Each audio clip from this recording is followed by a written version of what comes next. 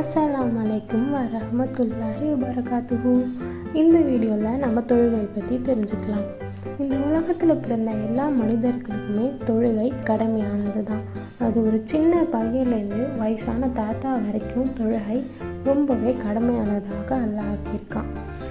நம்ம தொழுது அல்லாஹ்கிட்ட துவா கேட்கும்போது அந்த துவாக்கள் எல்லாத்துக்கும் அல்லாஹ் பதிலளித்து நம்ம கேட்ட துவா எல்லாத்தையும் அல்லாஹ் நிறைவேற்றுவான்.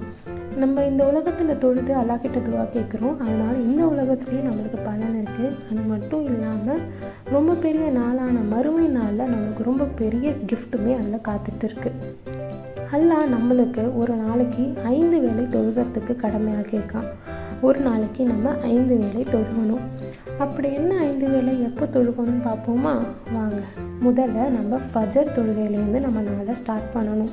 இந்த ஃபஜர் தொழுகையை நம்ம எப்போ தொழுவோம் அப்படின்னா பிஃபோர் சன்ரைஸ், அதாவது விடியற் காலையில் சூரியன் உதிக்கிறதுக்கு முன்னாடி அந்த டைமில் நம்ம தொழுகிறது தான் ஃபஜர் தொழுகை.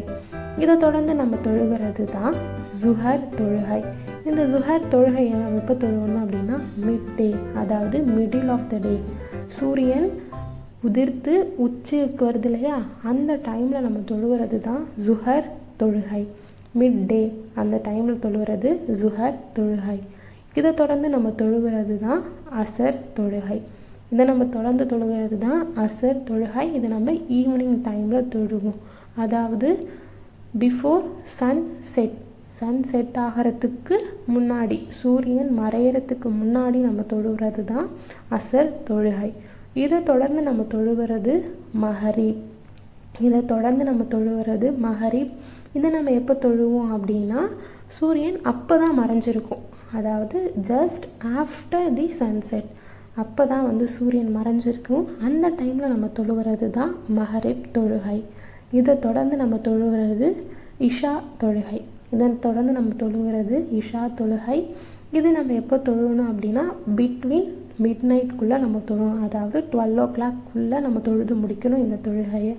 இதே மாதிரி அல்லாஹ் நம்மளுக்கு ஒரு நாளைக்கு 5 வேளை தொழுகையை கடமையாற்றிருக்கான். ஓகே, நம்ம ஒரு நாளைக்கு 5 வேளை தொழுகையை நம்ம கண்டுபிடிக்கணும். நம்ம அல்லாஹ் குரானில் ஒரு விஷயத்தையுமே சொல்லியிருக்கான். யார் அவங்களோட 5 வேளை தொழுகையை கடைப்பிடிக்கிறாங்களோ அவங்களுக்கு ஒரு அழகான சொர்க்கம் காத்திருக்கு. யார் தொழுகையை கடைப்பிடிக்காமல் சும்மா இருக்காங்களோ அவங்களுக்கு ரொம்பவே வேதனை கடக்கூடிய ஒரு நரகம் காத்துட்ருக்கு. அந்த நரகத்தில் அவங்க தண்டனை அனுபவிக்க போகிறாங்க அப்படின்னு சொல்லி அல்லாஹ் சொல்லியிருக்கான். ஸோ இன்னும் நீங்கள் என்ன யோசிக்கிறீங்க? தொழலாமா வேணாமான்னு யோசிக்கிறீங்களா? அந்த யோசனையே இருக்கக்கூடாது. கடனே போய் தொழுவுங்க, அல்லாஹ்கிட்ட துவா கேளுங்க. கண்டிப்பாக உங்கள் அல்லாஹ் துவாக்கு எல்லாமே பதில் சொல்லுவான். இதே மாதிரி தொழுகை பற்றி நிறைய விஷயங்களை நான் நெக்ஸ்ட் வீடியோவில் சொல்கிறேன். அஸ்ஸலாமு அலைக்கும்.